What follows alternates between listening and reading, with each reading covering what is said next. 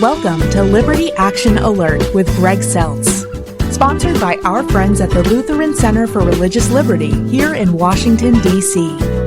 A program that cuts through the chaos and confusion in the culture today by talking to kingdom citizenship, bold biblical principles for a robust public Christian life. And now your host, Dr. Greg Seltz. Good day, Washington, D.C., and friends of the program all across the country. I'm Greg Seltz. Welcome to Liberty Action Alert. Today in our program, we are privileged to have back with us Reverend Mark Frith, the director of the Champions for Liberty Network of the LCRL. Welcome back, Mark. Hey, Greg, it's great to be back again. Listen, let's get people up to speed. This is kind of like watching your favorite series on TV. It's just that you're listening to it on radio. We've been talking about the Champions for Liberty Network this August. And during August, we usually talk about we have a theme show for the whole month of August. And this month it's on the Champions for Liberty Network. So we first talked about why the Champions for Religious Liberty Network. Then we, the state of the vulnerability of people's right of conscience in our culture. And then, we talked about what a little bit, and we'll get even more to the what is this Champions Network next week. So really stay tuned for that, because then you're going to really see why this can be a good thing for you. But today we're going to unpack a little bit more. Why now? I mean, why do we need this? And with the issues that we're facing today, there's a lot of us who could have never imagined that we would be dealing with some of these issues where we're forced to say certain things, or we're being asked to believe certain things, even if it's against our conscience or against the clear word of God. And there's punishments associated with it. They tried to shut down a Catholic charity in Pennsylvania. Why? Because they taught that marriage was between a man and a woman alone, because that's Catholic teaching. And here's a group that had been serving foster kids for 100 years. And the Philadelphia City Council decided, you're done. So that's the kind of stuff. Why now? And here's the question that I want to unpack a little bit too, because this is what I get out on the stump. Is the LCRL, is the Lutheran Center for Religious Liberty, are we politicizing things? Are we asking the church to become more political? Why now, and why not that? Well, it isn't becoming political. We're simply stepping into where God's people are and where our nation, our citizens are. And we're speaking into that by God's own speaking into these things as we've come to know biblically. Right. God's at work in two ways in our world, both temporally here through the work of families, through the work of government, the state, and he's at work through the church, speaking the saving grace of Jesus Christ for the forgiveness of sins. But God has something to say about how life is lived out here, those core principles. And you and I, we live by them because of him. And so we do have something to say to that. So are we making it more political? No, we're trying to take the politics out of that. I'll interject a topic that had everybody abuzz, and I think still is out there, but no one's talking about it anymore. But the defund the police. I remember when they said, well, what's the LCRL's view on this? And, if you were against defunding the police, then they were saying you're for bigotry and you're for hatred. And if you were for it, you were supposedly for a new way of thinking about things. And we came into that conversation. And it was really interesting because I remember when we said, again, part of what we're going to teach you how to do, folks, is ask the right questions. What's the role of government? What's the role of family? What's the role of freedom? These are the questions that if you don't differentiate these things, you're going to ask the wrong questions and get the wrong answers. And I remember the first thing I said was, well, do you guys believe in a police state? And everyone said, no, I don't want, does everyone want a policeman on every corner in every neighborhood?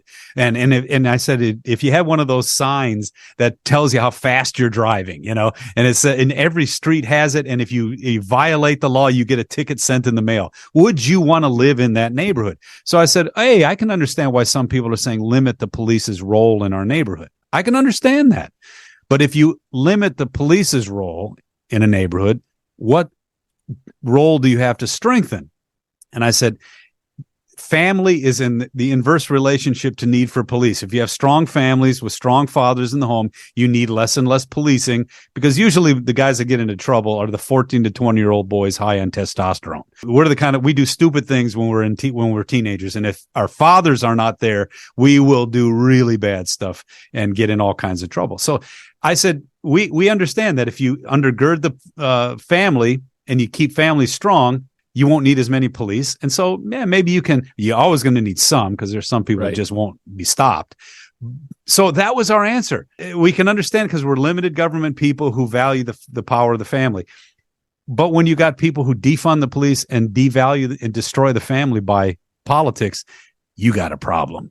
And so if we didn't step into that gap, we can see the chaos all over the place. So like you said, we're starting to see the secularization that hates the church. It hates the family. It hates the 10 commandments of God. And it's now starting to use law and policy to actually mute our voices or even tie our hands and drive us out of the public sphere. We're just saying that's bad for our culture, period, to drive God's voice, his moral preserving voice, out of the culture. So again, law and order, all these things, proper place, ask the right questions. This is what the Champions network can do. And I think you were talking about this too, that we just have people today who are a law unto themselves, right? I mean, that's one of the issues that's becoming a real problem in our culture. Yes, truth is simply in the heart of the beholder, right? Right. You get to make up your own truth. And who are you to tell me, even though my truth is probably way out there, but who are you to say that, tell me that I can't believe in this? Quite frankly, where is your source of truth? And for you who are the Christian, you understand that source of truth and that giftedness comes from God and through the wisdom of his word. And you and I have something we can share and we can say and speak into that. The problem is that, like you were saying before, we tend to be cowered into silence. Mm-hmm. We're afraid. I mean, I think that's one of the big rudiments, is that we tend to be afraid. We're fearful. Yeah. If you're called a hater, we tend to step back, and that's kind of what a lot of us do. Well, and I thought about that. It always reminds me of a time when I was young. And I think that's the first thing you say to your parents. You hate me. When they say something you don't want. Yeah. I mean, isn't it funny? I mean, every one of us probably did that to our parents. I remember my mom said to me one time, "You'll get over it."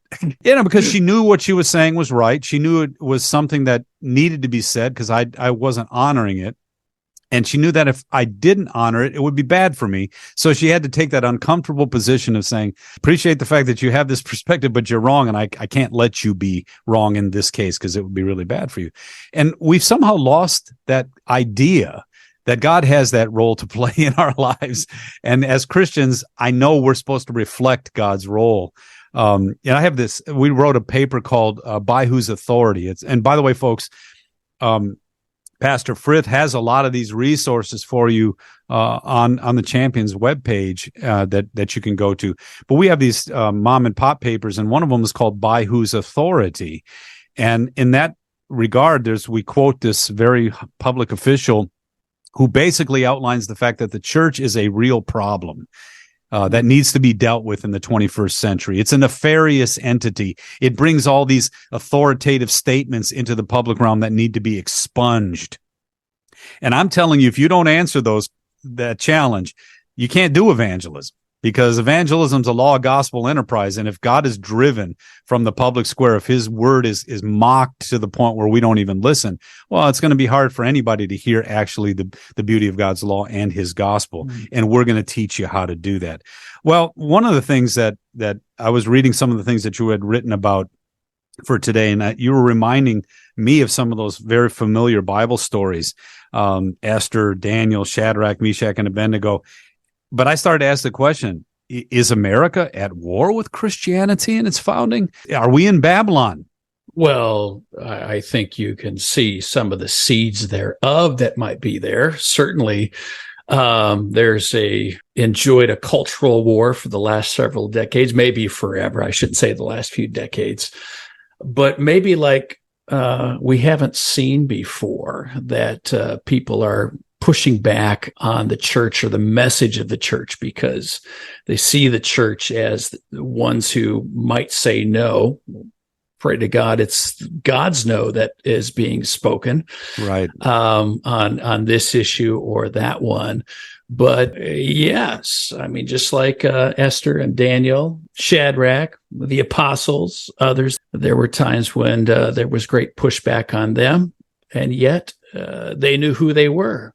They knew that they had been called, made, and redeemed in God, in Christ Jesus. And they stood up knowing that it would be a blessing to others. Well, it's funny too. The Bible teaches us that we're supposed to, and again, we're using the word Caesar as a placeholder for government. America did something that has never been done before, folks. It turned it all upside down, because a lot of people think of Caesar on the top and you're on the bottom, the individual citizen on the bottom. The United States turned that upside down, and it put you on the top. You're Caesar, if you will. And good governance it supports your right to be the citizen God called you to be. That's a powerful reality, and that means you're supposed to live out this citizenship because God has truly blessed you with it.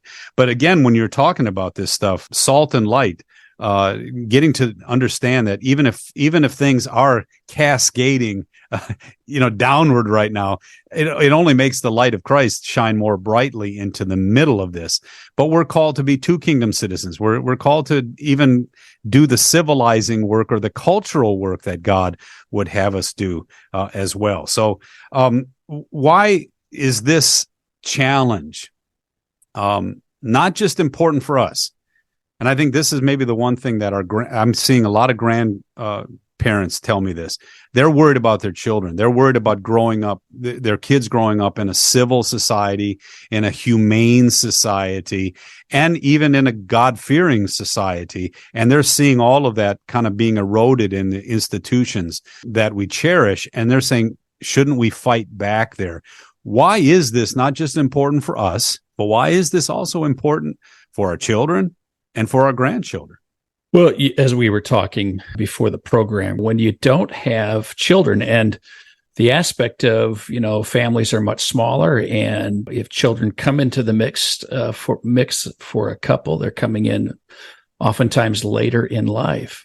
And so when you don't have that next generation or a couple of generations coming up from behind you, I think you were the one that was saying, you said people start to think, oh, well, what's the use? Yeah, well, you know who said it? Actually, it was Elon Musk. I mean, I just heard him say it. Now, I agree with the sentiment. I'm not sure he's the moral voice to say that, but what he said was one of the reasons why people don't care about a lot of these issues. They don't have any kids, so if they don't have any kids, what's the point? They've got theirs, is the point. And you're hearing a lot of people say today, I want a good job, I want to be able to travel, and I don't want children. Well, it's a different mindset when you say, I don't want the responsibility of bringing children into the world and then raising them up and forming them. I don't want any of that responsibility.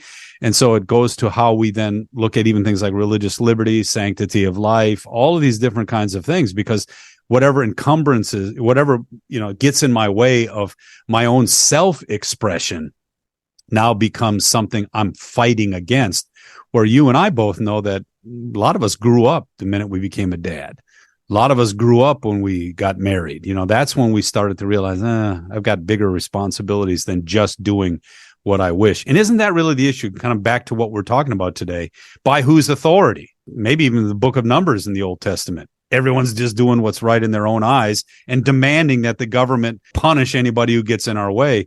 That's just not a society you can really live in. No, that is just it. But our kids can't live in that society either, because it's going to only get worse unless someone stands in the gap. So what is our special calling today for just such a time as this, right? You make a good point. I recently saw a brand new dad, first time dad, and always he was just a great young buck, but Now suddenly he's got this little baby in his arms, and his entire perspective changed. You're absolutely right about this. And how has become the great protector. Prior to that was always the one that was always kind of pushing the limits, and now it's like, well, wait a minute here. So that perspective is spot on. It's for them. However, maybe not just, well, it is for those children and grandchildren to come, but what about the others who are suffering right now in our midst? There you go. Who's going to stand up with them today? Yeah. And you don't have to look very far. Certainly you can cross the websites that come about. There's people that are fighting this Alliance Defending Freedom, First Liberty Institute. Oh my goodness. Every week I discover a new one of those, and I'm amazed by, the world that they open up to you. Thank the good Lord that there are people like you, Dr. Seltz, and others.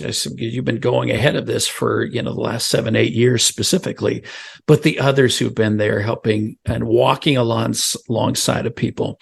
I listened to one of your interviews of, I think it was Lori Smith, and you asked her, how are you doing? How can we be praying for you? Right. And she said, man, it's been tough. It's been hard. And I can only imagine, you might know this. I don't know if she's been able to continue on with her business while she's fighting this lawsuit or not. But the rest of us who maybe we're doing our own thing day in and day out, punch a time card, go to work, punch out, go home. All of that's important too. But how often do we actually, literally check the headlines and then take those headlines to our prayers, that evening with our family? Well, and I can jump in on this too, because Jack Phillips was the guy that we went and visited him, went to his place of business. Then I ran into him at a couple times at conferences where he was speaking, and he came and talked to us, and it was really tough because he started to cry. And, he had just won this victory. We thought, you won. And the people that are after him, they're relentless. They are coming and coming and coming. And he looked out at us and he said, now they're coming after my family. They're coming after my children. And he said, it's just gotten to the point. He almost lost his business 2 or 3 times. And he said one time to us that day, he said, yeah, when we make headlines, I get a lot of attention, but then that attention goes away and I feel like I'm all by myself, facing this. Obviously, he said, I know I'm not. He said, but boy, it sure comforts me when people take time to say something, take time to write something, to pray. And so you're right. Even our Champions for Liberty will be on top of some of these things, because sometimes won't realize this is happening in this state or in that state. And then your champions people will say, this is what we're fighting right now. And you can even just join in the prayers of that, as well as standing in the gap with people.